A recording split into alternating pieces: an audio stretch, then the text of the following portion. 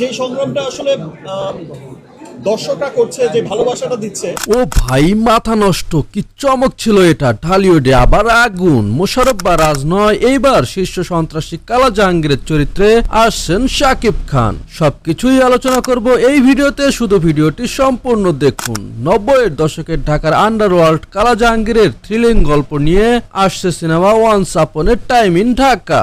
আর সেখানে আগুন ধরাতে হাজির হচ্ছেন ঢালিউড কিং শাকিব খান। পুরাই ধামাকা। আগে শোনা গেছিল মোশাররফ বা শরীফুল রাজ থাকবেন এই চরিত্রে, কিন্তু না ভাই, এইবার বাজিমাত করতে আসেন মেগা স্টার নিজেই। 2 জুলাই রাতে চুক্তি সই। পরিচালনায় আবু হায়াত মাহমুদ আর প্রযোজনায় নতুন মুখ শিরিন সুলতানা। গল্প লিখেছেন মেজবাউদ্দিন সুমন। চিত্রনাট্য মিলিয়ে বানিয়েছেন একেবারে সিনেমাটিক বিস্ফোরণ। নির্মাতা নিজেই বলেছেন এটা হবে লার্জার দ্যান লাইফ একটা অ্যাকশন ফিল্ম। ভাই আগুন লাগিয়ে দিবে এই সিনেমা।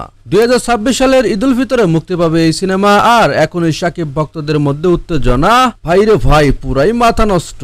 আরো কিছু রিউমার ঘুরতেছে নেট দুনিয়ায়। শোনা যাচ্ছে তাণ্ডব 2 এর শুটিং নাকি শেষ করেছেন রায়হান রাফি। দর্শক আবার শাকিবকে আর্মি রোলেও দেখতে চায়। মেহেদী হাসান হৃদয় ভাইয়ের সাথেও নতুন কাজ নিয়ে গুঞ্জন। সাথে সে নিয়ে আসবেন অনন্যা মামুন। সব মিলায় প্রচুর ব্যস্ত ঢালিউড কিং। ব্রো, এটাই শাকিব, এটাই স্টারডম। সো আজ পর্যন্তই। ভিডিও ভালো লাগলে লাইক কমেন্ট শেয়ার করতে ভুলবেন না। চ্যানেলে নতুন হয়ে থাকলে সাবস্ক্রাইব করে দাও এখনই। দেখা হবে পরবর্তী ভিডিওতে। ততক্ষণ পর্যন্ত সুস্থ থাকুন।